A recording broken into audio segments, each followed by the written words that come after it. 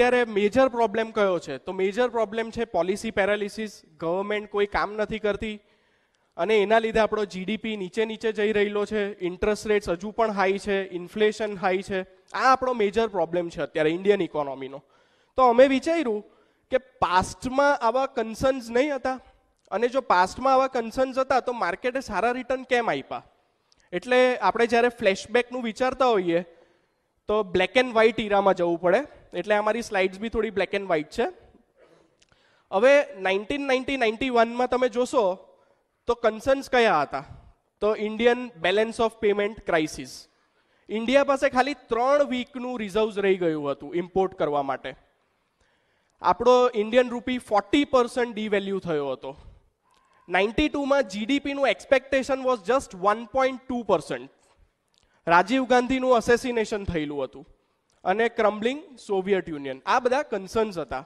તો એની સામે economic, regulatory અને ટેકનોલોજીકલ ડેવલપમેન્ટ કયા થયા? તો કોંગ્રેસે જ્યારે પીવી નરસિમ્હા રાવ આપણા પ્રાઇમ મિનિસ્ટર હતા, એમણે ફાઇનાન્સ મિનિસ્ટર ડૉક્ટર મનમોહનસિંહ જે અત્યારે આપણા પ્રાઇમ મિનિસ્ટર છે એમને કીધું કે ભાઈ તું આપણી ઇકોનોમીને ઓપન અપ કરી દે. અને ફાઇનાન્સ મિનિસ્ટરે એ વસ્તુ કર્યું. એટલે લાસ્ટ ટાઈમ જેમ રવિન્દ્ર સરે કીધેલું હતું કે આપણી ઇકોનોમીએ સમર સોલ્ટ લીધો અને એટલે આપણી ઇકોનોમી બ્લોસમ અપ થઈ અને કોર્પોરેટ ઇન્ડિયાએ આ ઓપોર્ચ્યુનિટીને સીઝ કરી.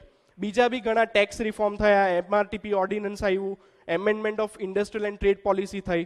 પણ મેજર વસ્તુ જે થઈ તે કોર્પોરેટ ઇન્ડિયાએ ઓપોર્ચ્યુનિટીને સીઝ કરી. અને આ તમે જોઈ શકો છો કે રિલાયન્સ 1990માં એનો પ્રોફિટ અને પીએટી એટલે પ્રોફિટ આફ્ટર ટેક્સ જોઈ શકો છો 91 કરોડનો હતો. એની સામે અત્યારે છે 19,738 કરોડ. આ ટાઈપનું વેલ્યુ એડિશન રિલાયન્સે કર્યું છે. એ જ રીતે એલએનટીનો ત્યારે પ્રોફિટ આફ્ટર ટેક્સ હતો 43 કરોડ, તે વધીને આજે થયો છે 4,002 કરોડ. એટલે 29% અને 24%ના CAGR ગ્રો કરી આ કંપનીએ. એ પછી માર્ચ અને જુલાઈ 92માં અમે જોયું તો હર્ષદ મહેતા સ્કેમ બહાર આવ્યો અને બાબરી મસ્જિદ ડિમોલિશ થઈ. આ બે બહુ મેજર ઇવેન્ટ્સ હતા. પણ એની સામે ઇકોનોમિક ચેન્જીસ કયા આવ્યા, રેગ્યુલેટરી ચેન્જીસ કયા આવ્યા? તો હર્ષદ મહેતા સ્કેમ થયો એટલે સેબી એસ્ટાબ્લિશ થઈ. આ એક બહુ સમજવાની વસ્તુ છે. હર્ષદ મહેતા સ્કેમ થયો એટલે એફઆઈઆઈને અલાઉ કરવામાં આવ્યા. એ પહેલા FIIs were not allowed to invest in India. પણ આ સ્કેમ થયો એટલે ચેન્જ આવ્યો. એટલે અત્યારે બી હું મારું કહેવાનું મતલબ એ જ છે કે જે બધા પ્રોબ્લેમ્સ થઈ રહ્યા છે તો એનાથી ચેન્જ આવવાના જ છે. અને આમાં મેજર વસ્તુ તમે જોશો તો ઝી ટીવીએ પોતાના ઓપરેશન સ્ટાર્ટ કર્યા, કારણ કે કેબલ ટીવીનું સ્ટાર્ટ થયું ઇન્ડિયામાં. ઇવન પ્રાઇવેટ એરલાઇન્સ ચાલુ થયા, મેગા પાવર પ્રોજેક્ટ નખાયા અને ઝી ટીવીનું તમે જોઈ શકો છો FY 94માં 23 કરોડનું રેવન્યુ હતું, તે વધીને 3,000 કરોડ થયું અને પ્રોફિટ 9 કરોડથી વધીને 589 કરોડ. એટલે કોઈ પણ કન્સર્ન હોય છે ત્યાં ઓપોર્ચ્યુનિટી બી હોય છે. એ પછી આપણે આવીએ એપ્રિલથી ઓક્ટોબર 98માં. તો ત્યારે પોખરણ ન્યુક્લિયર ટેસ્ટ થયું અને એના કારણે ઇકોનોમિક સેન્કશન્સ લાદવામાં આવ્યા. ઇવન રશિયન ડેટ ક્રાઇસિસ પણ થઈ. તો એના લીધે કયા ચેન્જીસ આવ્યા? તો CERC કોન્સ્ટિટ્યૂટ થયું, NHAI કોન્સ્ટિટ્યૂટ થયું. 1999માં બીજેપીએ ઇન્ફ્રાસ્ટ્રક્ચર પર સ્ટ્રેસ મૂક્યું અને HDFCએ આ ઓપોર્ચ્યુનિટીને સીઝ કરી. જે લો પેનિટ્રેશન હતું મોર્ગેજ ફાઇનાન્સમાં, એમાં એ લોકો આગળ વધ્યા. એ પછી આપણે જોઈએ તો જાન્યુઆરી 2008 થી ફેબ્રુઆરી 2009 એમાં કન્સર્ન્સ કયા છે? તો યુએસમાં રિયલ એસ્ટેટ બબલ બસ્ટ થયું, ગ્લોબલ ફાઇનાન્શિયલ ક્રાઇસિસ આવ્યા, લેમેન કોલેપ્સ થયું, 2G સ્કેમ આવ્યો. હવે 2Gમાં સ્કેમ થયું એટલે 3Gમાં ઓપ્શન આવ્યું. જો 2Gમાં સ્કેમ નહીં થતે અને બધું આગળ પતી જતે, ખબર જ નહીં પડતે, મીડિયા આપણા થ્રુ લાવતે જ નહીં, તો 3Gમાં ઓપ્શન થવાનો સવાલ જ નહીં હતો. હવે કોઈ બી વસ્તુ ઓપ્શન વગર બહાર નથી જવાની. જે રીતે અરવિંદ કેજરીવાલ, અન્ના હઝારે પાછળ પડી ગયા છે ને હવે તો રામદેવ બાબા બી પાછળ પડ્યા છે, તો હવે કોઈ બી વસ્તુ ઇઝીલી સ્મૂધલી નથી થવાની. એ લોકો પકડવાના છે. અને આ જુબલિયન્ટ ફૂડનો આમાં મેં એક્ઝામ્પલ આપ્યો છે, ડોમિનોઝ, તમે સાંભળ્યું હશે. આણે આપણી આખી કન્ઝમ્પશન પેટર્ન બદલી કાઢી છે. 96માં એ લોન્ચ થયો હતો, 2010માં એનો આઈપીઓ આવેલો હતો, 150 રૂપિયામાં આઈપીઓ આવેલો, આજે એનો ભાવ છે 1200 રૂપિયા, અને આ કંપની સતત 35% CAGR થી ગ્રો થઈ રહેલી છે. આ કન્ઝમ્પશન સ્ટોરી છે ઇન્ડિયાની. યંગ પોપ્યુલેશન કન્ઝ્યુમ કરી રહેલું છે.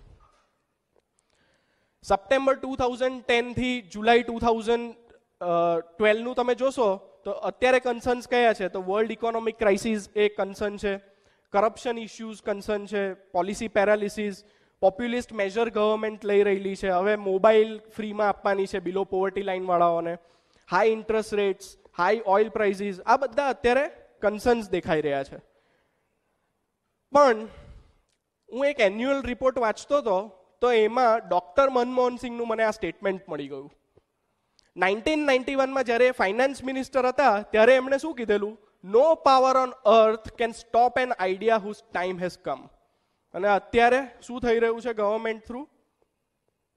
આપણે બધા જાણીએ છીએ. એટલે આ મનમોહન સિંહે જ કીધું છે કે જે વસ્તુનો વખત આવી જાય છે તે વસ્તુને કોઈ અટકાવી નથી શકતું.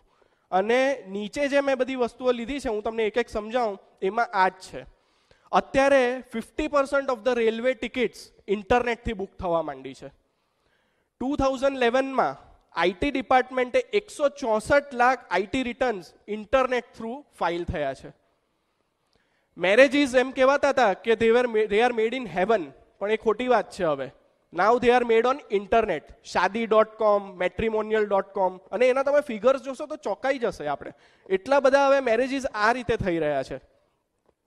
We can by almost everything on internet today. flipkart.com છે, બીજી બધી વેબસાઇટ છે, એમાં બુક્સ તમે મંગાવી શકો છો, ગ્રોસરીઝ મંગાવી શકો છો, ટિકિટ્સ મંગાવી શકો છો, મૂવીની ટિકિટ્સ, આઈપીએલની ટિકિટ્સ, ઇવન ડાયપર્સ લોકો મંગાવે છે. મારી બાજુવાળાએ ડાયપર મંગાવ્યું તો મેં એને પૂછ્યું ભાઈ દુકાનમાં નથી મળતું? તો મને કે ના સાહેબ આમાં ડિસ્કાઉન્ટ વધારે હતું. એટલે લોકો ઇન્ટરનેટથી હવે ડાયપર મંગાવવા માંડ્યા છે. આ રીતનો ચેન્જ આવી રહ્યો છે. બીજું, ટ્વિટર, ફેસબુક, યુટ્યુબે આપણી કન્ઝમ્પશન પેટર્ન, આપણી લર્નિંગ પેટર્ન, આપણી કોમેન્ટિંગ પેટર્ન આ બધું બદલી કાઢ્યું છે. રાજેશ ખન્ના એક્સપાયર થયા તે મને પહેલા ટ્વિટરથી ખબર પડ્યું, પછી મીડિયામાં ખબર પડી. એટલે આટલા ફાસ્ટ ન્યૂઝ હવે બ્રેક થઈ રહ્યા છે. કોલાવરી ડી, આ તમે સોંગ સાંભળ્યું હશે. કાશ્મીરથી કન્યાકુમારી સુધી બધા લોકોએ પહેલા આ યુટ્યુબ પર વિડીયો આનો જોયો અને પછી મીડિયામાં આવ્યું, અને પિક્ચર તો હજુ હમણાં રિલીઝ થયું. એટલે કેટલો ફાસ્ટ વસ્તુઓ થઈ રહેલી છે. So if you are not online, you are not on my mind. So future opportunities for that change કઈ છે? તો યુઆઈડી, આધાર. આપણને બહુ બધાને હજુ ખબર નથી કે આધારથી શું ક્રાંતિ આવશે. આધારથી એક તો વસ્તુ એ થશે કે ગરીબ જે બિલો પોવર્ટી લાઈન છે એના બેંક અકાઉન્ટમાં ડાયરેક્ટ પૈસા પહોંચી જશે. એટલે જે મિડલમેન પૈસા ખાઈ જતો હતો ને તે નીકળી જશે. સબસિડી ડાયરેક્ટ એના પાસે આવી જશે.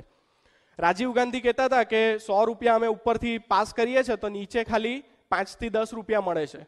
તો એ વસ્તુ હવે ક્લબ થવાની છે આધારના લીધે. એટલે આ બહુ મોટો રિફોર્મ છે જે અત્યારે આપણે બધાને અનનોન છે.